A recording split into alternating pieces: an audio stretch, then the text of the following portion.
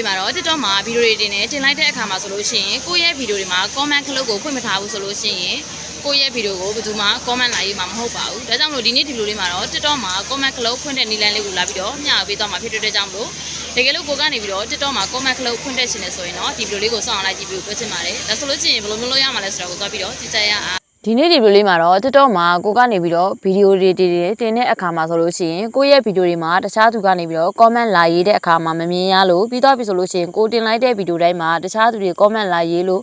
မရအောင်ကိုကနေပြီးတော့ဒီခလုတ်တစ်ခုကိုပိတ်ထားမိနေလားဆိုတာကိုဒီနေ့ဒီဗီဒီယိုလေးမှာ comment ခလုတ်ကိုဖွင့်တဲ့နည်းလမ်းလေးကိုလာပြီးတော့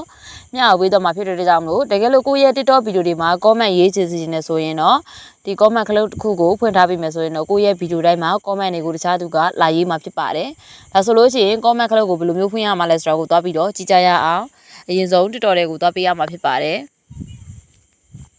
TikTok တွေကိုရောက်ပြီဆိုတာနဲ့ profile နဲ့ကိုသွားပေးပါ profile နဲ့ကိုရောက်ပြီဆိုတာနဲ့အပေါ်ဆုံးမှာရှိတဲ့ဒီမြင်းချောင်းသုံးချောင်းလေးကိုနှိပ်လိုက်ပါ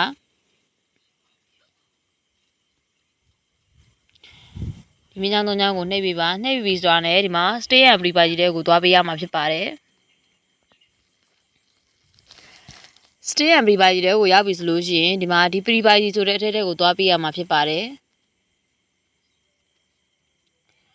အဲ့ဒါပြီးသွားပြီဆိုရင်အပေါ်နည်းနည်းလောက်ဆွဲပြီးပါပေါ့နော်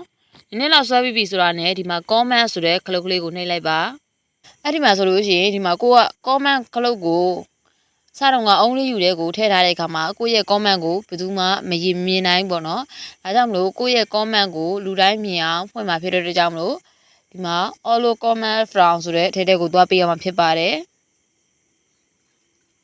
ဒီမှာဆိုလို့ရှိရင်ကိုကဒီ everyone ကိုထားပေးပါပေါ့နော်တကယ်လို့ only ယူထားမယ်ဆိုလို့ရှိရင်တော့ကိုယ့်ရဲ့ comment ကိုဘယ်သူမှရေးလို့ရမှာမဟုတ်ဘူးလို့ဘယ်သူမှမြင်ရမှာမဟုတ်ဘူးပေါ့နော်ဒါကြောင့်မလို့ကိုကနေပြီးတော့ TikTok မှာ comment တွေကိုတခြားသူလာရေးလို့ရအောင်ဒီခလုတ်လေးတစ်ခုကိုဖွင့်ထားပေးပါနောက်ထပ်တစ်ခုရှိပါသေးတယ်နောက်ထပ်တစ်ခုကဘာလဲဆိုလို့ရှိရင်ဒီမှာခလုတ်ကလေးတစ်ခုကိုလည်းဖွင့်ထားပေးပါဒါဆိုလို့ရှိရင်တော့ကိုယ့်ရဲ့ comment တွေမှာဆိုလို့ရှိရင်ညဉ့်ညမ်းတဲ့ comment စကားလုံးတွေဆိုလို့ရှိရင်သူက TikTok user ကနေ TikTok ရုံးကနေပြီးတော့ကိုယ့်ကိုတခါတည်းဖယ်ရှားပေးထားမှာဖြစ်ပါတယ်ရေးလို့မရအောင်ပေါ့နော်ဒီခလုတ်ကလေးတစ်ခုကိုလည်းဖွင့်ထားပေးလို့ရပါတယ်ဒါဆိုလို့ရှိရင်ကိုယ့်ရဲ့ comment တွေမှာညဉ့်ညမ်းတဲ့စကားလုံးတွေညဉ့်ညမ်းတဲ့အရာတွေရေးလာပြီဆိုလို့ရှိရင် TikTok ကိုကနေပြီးတော့သွားပြီးတော့ပြောစရာမလိုဘဲနဲ့ TikTok ရုံးကကိုရဲ့အဲ့ဒီသူကိုပေါ့နော်တခါတည်းနဲ့ကိုဘန်ပေးတာဖြစ်ပါတယ်ဒီနည်းလမ်းလေးကိုလိုက်လို့ကြည့်ပါဒီဗီဒီယိုလေးကအဆင်ပြေမယ်လို့တော့ထင်ပါတယ်ဒီလိုဒီဗီဒီယိုလေးကကြိုးချီတယ်ဆိုရင်လည်းနောက်ထပ်ဗီဒီယိုမှာပြန်ဆုံးပါမယ်